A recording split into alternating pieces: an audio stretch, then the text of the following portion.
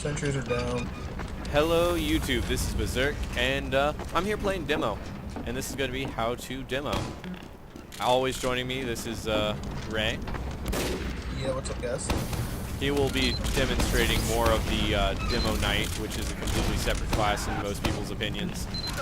And I'll be playing traditional demo. We're only going to really be going over traditional demo because to go over rope would take like an hour, maybe, even if we got that long. So to go over first how demo's playstyle differs from other classes. Demo takes a lot more like planning and thought, kind of. So I guess like you could maybe think of the engineer, you know, has to think where he places his sentry. Really all the defensive classes in the game are more or less, even when they're aggressive, they have to think about what they're doing. They can't just, you know, go in and start getting kills. They have to plan ahead and debate like where to place that sticky, where to start, you know, moving and whatnot. Ray might have a different perspective. I think that's generally how I feel. I use the sticky bomb launcher more, so.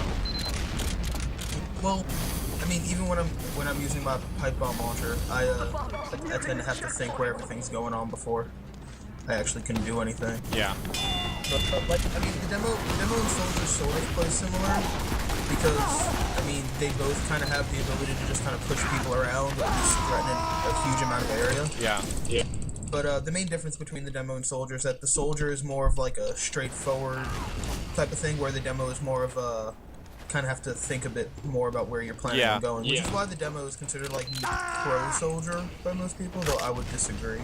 Yeah, he's still kind of spam cannon, to be honest. Yeah, they're both spam cannons. They're designed to be spam cannons. Yeah. Yeah. So it's about who can throw more shells downrange, but with the demo it's also so much easier to avoid his stuff because, you know, you can see where it goes. Yeah. Wait. Wow, is Canadian listening to us? Holy shit. He's not in our... No, maybe I am talking in game, but you guys can't echo, so that's fine. I don't... Oh well, if we're talking in game, well, they're getting a hint of our... I can't hear them, so... That's true. God, dude, wait, did I just see like 5 crits come out of your rocket launcher, Ryan? Yeah. Did you just see that? Yeah. That's what I said too. Yeah, that was bullshit. Charge saved my life. That was bullshit. Anyway. Oh, I'm defending. Anyway. Continuing on.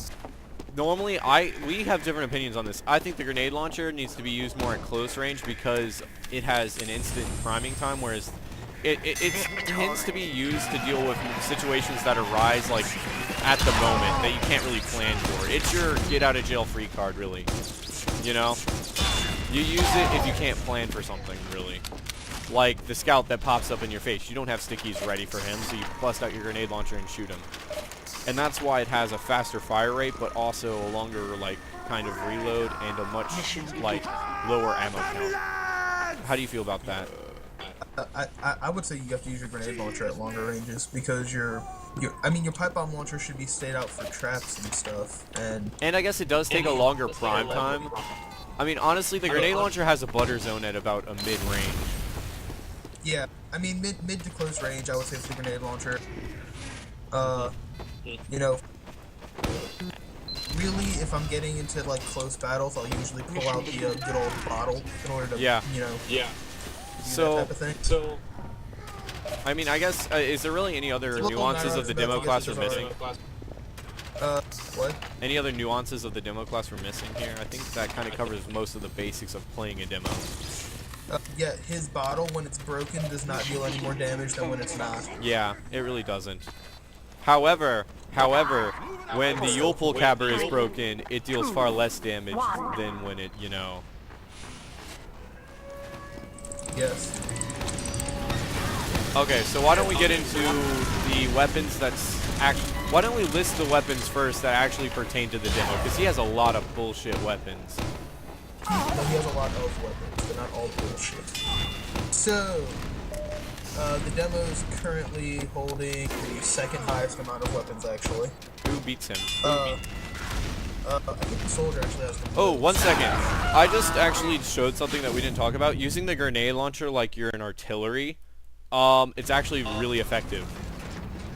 Oh, yeah, like popping a Yeah. wall. Well, that's how it's supposed to be. You can hide behind a wall and literally just pop grenades over and not even have to be seen. Yeah, and you can deal max damage with those things because the grenades are not nearly as effective as fall off like other ones Yeah. are. Like, at max range, you can still deal, like, at least Hey, above also, 70 don't the damage. grenades have a faster fire rate than standard rockets as well? Yes. Okay, so then let's go into the, let's list all the weapons that the demo can use effectively if he's playing standard. Okay. Well, there's obviously the, saved my life. Grenade, there's these, well, we'll go with primaries first.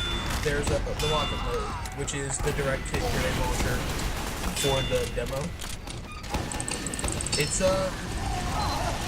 I don't like it all that much, but that's because grenades already deal a fuck ton of damage, and I don't really need extra.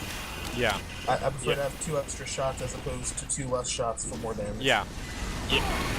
Exactly. And that seems to make no sense between most people. But then again, if you prefer using the grenade, like if you prefer using the sticky launcher and you feel like you only need, you know, the extra damage, like you just use this grenade launcher for extra damage. But this will cut back. You can't use it like an artillery anymore. You can't really. It loses a lot of its traditional value. Well, I mean, you can use it as an artillery. It's just not going to be nearly as effective. It's going to be pot shots. Like, yeah, I always kind of figured that if they were going to make the rocket load better, they probably should have done something like increase the reload time on it or something. Something to just give it that little extra boost, you know? Yeah.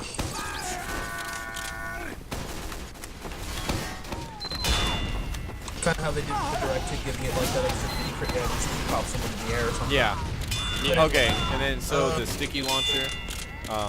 The Scottish Resistance. The Scottish Resistance is a very defensive-based. It's entirely defensive. It's what, I mean, it's what. Well, I mean, I've seen people use it offensively, just not very well. But yeah, it's what Valve intended the sticky launcher to be played like.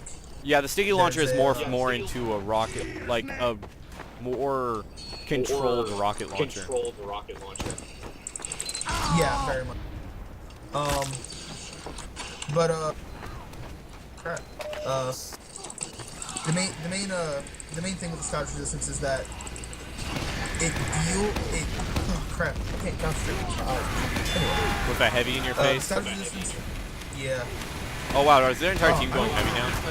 Don't need this. Anyway, but the Scottish Resistance has a has 50 plus 50% extra ammo, 25% extra fire speed. It has 6 extra shots, which I think gives it a total of, what is it, like 16? No, 14. Yeah, 14 shots extra than the normal sticky launcher does, along with the primer time is longer on it, so I think the natural primer time is 0.4 I think seconds. it's 0.4 or 0.5. I think it's 0.5. Yeah, I'm gonna say 0.5 too. But and the one for the Scottish Resistance is 0.8. So it's an extra 3 milliseconds, I guess. And just and just so everybody knows, right now I'm demonstrating the primer time. I'm blowing these up as soon as I can. I'm continuing. That works. Yeah, and the main thing that makes it really defensive is the fact that you can have multiple different sticky traps out at any given time. And choose what to detonate. Yeah, pick which ones blow up first. So you can have like 2 sticky traps out at a time. That's a huge thing for actually. I actually like the sticky bomb, the Scottish Resistance, but I tend to be a far too aggressive demo to actually use it effectively. Okay, so that's basically it for those. So why don't we switch to his melee weapons that can actually be used effectively? The Uber Caliber, which I've actually been using now. The Uber Caliber is kind of okay, I just ran into a Tommy Slav heavy. Anyway, it's kind of like your not get out of jail free card. It's your last ditch effort. If all else fails, bust out a Uber Caliber, and that scout's gonna either get out of your face or die. Yeah, it's like the Uber Caliber is kind of like the Equalizer for the Demo Min, just with the different ability to it. The Equalizer is kind of more, there's like, fuck, I'm gonna die, I might as well get a kill. The Uber Caliber is basically the same thing. But an interesting thing about the Uber Caliber is if you happen to survive the initial use of it and get away, because you'll get launched into the air. If you can get away, you can actually use it quite effectively to survive. Yeah, especially in most sealed areas. But most people that really use the overpower usually end up dying because after they get popped up into the air, the fall damage usually kills them. Yeah, I'll try to use the overpower once or twice in the show. You can also, interesting note, it's an amazing spy checking weapon because if you hit a spy on your team, it'll blow up. But if you hit like anything else on your team, it won't. I'm gonna say okay. I have tested it like a lot. Okay then. Well then yes, that has been both tested and confirmed by TF2. Unless they changed it, which I hope they did not. However, if you miss and you hit a wall, it's kind of sad face for you because you just popped yourself in the air. But however, you can also use that ability to get away as well. You can jump off walls with it, but it's kind of not as effective, I would say. Yeah. You know, I just thought of something that I had never realized until like a couple minutes ago, but we'll talk about that later. So yeah, his melee weapon, besides the Uber Caliber, he has Soichi, which is actually a soldier weapon too. After you kill somebody with it, you gain full health back. But you can't switch once you switch to it until you get a kill. Yeah, once you switch, you can't switch. Honestly, when it first came out, it looked like it was going to be amazing, but then everybody decided to be douches whenever somebody pulled out their half Soichi. Well, duh. I mean, it's like a free kill. If you pull out your half Soichi, expect everybody to just back off. Like, it doesn't even matter. If they're playing Demo Knife, they're just going to run away from you. Oh, an interesting thing about Sticky Launcher, pop it, don't lose it. Okay? A lot like the medic. Like, I just died there, and if I had just popped my stickies, I could have maybe gotten damage or a kill. Yeah, it never hurts to blow your shit up after you're about to die. Yeah. Anyway, so, can we consider the Island? I've seen the Islander used kind of on standard demo. I'm gonna say no because the minus 25 to health is kind of like brutal. Brutal. Yeah. I mean, I have the damage resistance and everything else, and I still like hate the fact that I don't have like 175. Anyway, that being said, I've used the Scotsman Skull Cutter as a standard demo weapon. That one is kind of brutal as well, though. Yeah, you move 20% slower while having that weapon out, but you deal 20%. And it has a longer range. And it does which can be far more effective for killing whoever. Scouts. Yeah. But a lot of there's a lot of, when it comes to melee weapons, there's a lot of melee weapons that you can go ahead and try out, but most of them are not for standard demo play. Pretty much, I would say the number one weapon for right now for standard demo play is the Caber. Because it honestly, if you pull it out, normally people are gonna back away, and if they don't, they're gonna die. How much it one-shots basically any class that hits you. It seems to pretty much one-shot every class. Like, I don't know. The other thing with the Uber Caber is that it doesn't crit. Like, what? Ever. The Uber Caber does not get random crits. Now, is this confirmed, or is this just speculation based off of we've never seen a crit with it because it's kind of like... It says on the weapon. Does it? Pretty sure. I mean, I'm not as sure as I was about 10 seconds ago, but yeah. I don't think it does. I'll check that in a second, though, so we can confirm or not confirm. Because you also have to remember, you're hitting far... You're not actually getting a lot. You're getting a lot less. It's no random critical hits, as the weapon says. Yeah. Okay, so, trying to think about what else.